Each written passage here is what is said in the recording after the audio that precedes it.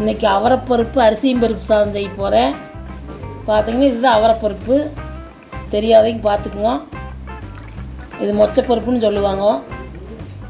இதில் அரிசியும் பருப்பு சாதம் செஞ்சால் சூப்பராக இருக்குது டேஸ்ட்டு. ஒரு நாளைக்கு நீங்களும் கடையில் அவரைப்பருப்புன்னு கேட்டிங்கன்னா கொடுப்பாங்க, செஞ்சு பாருங்க. இது மாதிரி அதுக்கு பார்த்திங்கன்னா இந்த டம்ளரில் 1 டம்ளர் அவரைப்பருப்பு ஊற வச்சுருக்கிறேன்.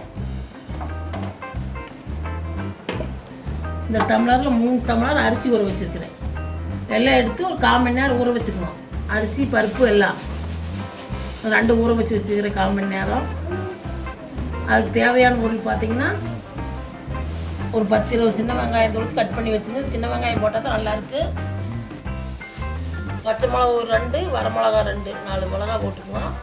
கொஞ்சம் கருவேப்பிலை, ஒரு 10 பல் பூண்டு, கொஞ்சம் இஞ்சி, சோம்பு ஒரு 1/2 ஸ்பூனு, கொத்தமல்லி 1 ஸ்பூனு, சீரகம் 1 ஸ்பூனு, மிளகு ஒரு 10 மிளகு. இதையெல்லாம் போட்டு இடிச்சுக்குவோம். அது தாளிக்கிறதுக்கு இதெல்லாம் போட்டு இடிச்சுக்குவோம். அதோட ஒரு 2 தக்காளி, கொஞ்சம் பெரிய தக்காளி 2 தக்காளி கட் பண்ணி வச்சுக்குவோம். இதெல்லாம் இடிச்சுட்டு எப்படி செய்யணும்னு காமிக்கிறேன். நான் குக்கரில் தான் செய்ய போகிறேன். இன்னைக்கு அடுப்பு பற்ற வச்சு குக்கரை வச்சுக்குவோம்.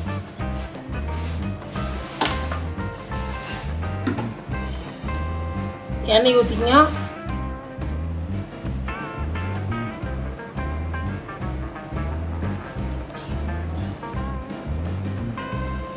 தேவையான எண்ணெய் ஊற்றிங்க. எண்ணெய் காயிட்டு எண்ணெய் காஞ்சிருச்சு. கடுகு சேர்த்துக்கலாம். கடுகு உரிட்டு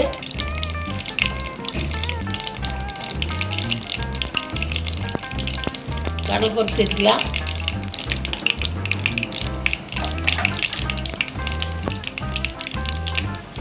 உளுந்து பருப்பு சேர்த்துக்கலாம்.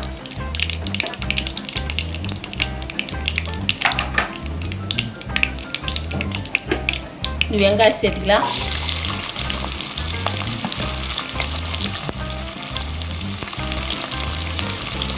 வெங்காயம் கொஞ்சம் வதங்கிட்டு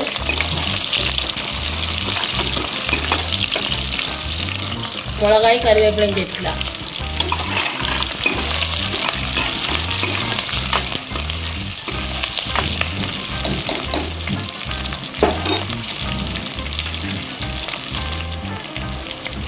வெங்காயம் கொஞ்சம் வதங்கிடுச்சுன்னு தக்காளி சேர்த்துக்கலாம்.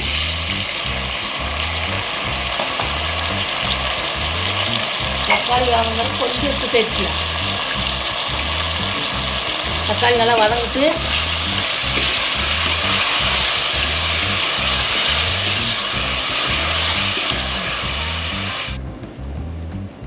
இந்த மாதிரி கொத்தமல்லி சீரகம் அதெல்லாம் போட்டு இஞ்சி பூண்டில் இப்படி இடித்து வச்சுக்கோங்க.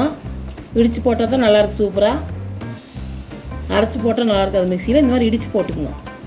தக்காளி வதங்கிடுச்சு, இதை போட்டுக்கலாம். இதெல்லாம் தக்காளி வதங்கிடுச்சு,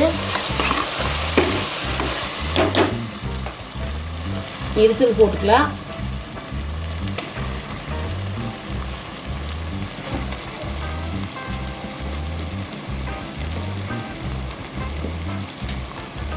பச்சை வாசமாக வதங்கிட்டு இதோட மஞ்சள் சேர்த்துக்கலாம்.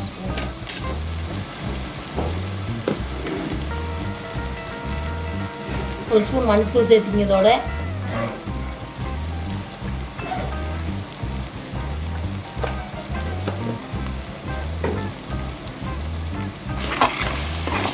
இதை கொஞ்சம் வதங்கிட்டு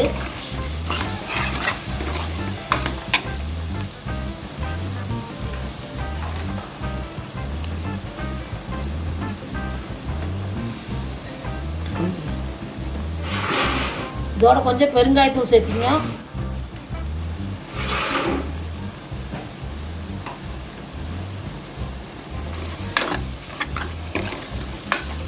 கொஞ்சம் அவரைப்பருப்புனால கொஞ்சம் பெருங்காயத்தூள் சேர்த்துக்கணும்.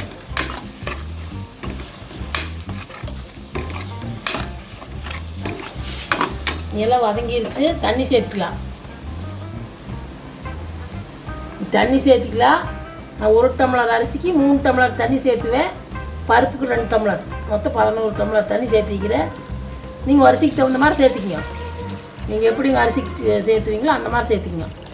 எங்களுக்கு பழைய அரிசி, அதனால் கொஞ்சம் சேர்த்து ஊற்றுவேன். நீங்கள் அது வேறு அரிசிகளெல்லாம் செய்யணும், கொஞ்சம் கம்மியாக ஊற்றிக்கங்க.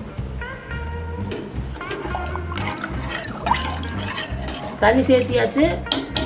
தேவையான அளவு உப்பு சேர்த்துக்கலாம்.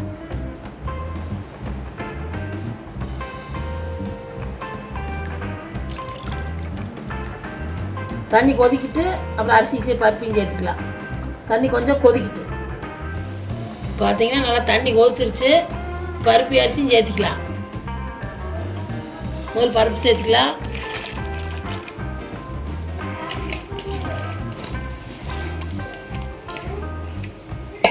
அரிசி சேர்த்துக்கலாம்.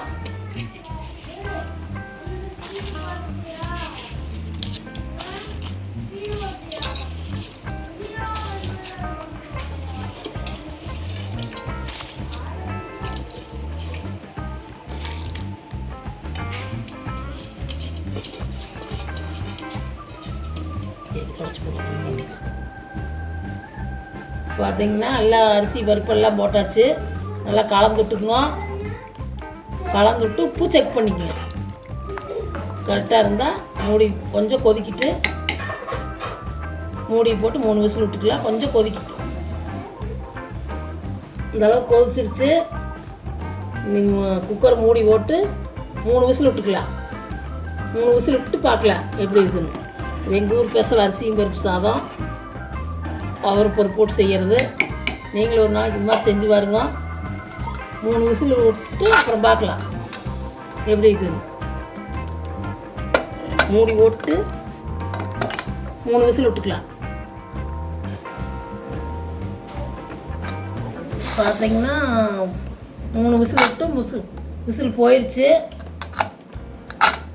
நீங்கள் குக்கர் ஓப்பன் பண்ணி பார்த்துக்கலாம். பார்த்தீங்கன்னா சூப்பராக வந்திருக்குது அவரைப்பருப்பு சாதம்.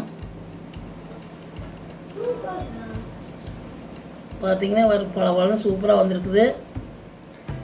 நீங்களும் ஒரு நாளைக்கு அவரைப்பருப்பு வாங்கி செஞ்சு பாருங்க. எங்கள் ஊர் ஸ்பெஷலு துவரம்பருப்போட இது டேஸ்ட்டாக இருக்குது. நல்லா துவரம்பருப்பு போட்டும் செய்யலாம், அவரைப்பருப்பும் போட்டு செய்யலாம். அவரைப்பருப்பு போட்டு செஞ்சால் தான் எல்லாம் கூட டேஸ்ட் நல்லாயிருக்கு. இந்த மாதிரி நீங்களும் செஞ்சு பாருங்க. செஞ்சு பார்த்துட்டு பிடிச்சிருந்தா லைக் பண்ணுங்கள், ஷேர் பண்ணுங்கள், கமெண்ட் பண்ணுங்கள், சப்ஸ்கிரைப் பண்ணுங்கள்.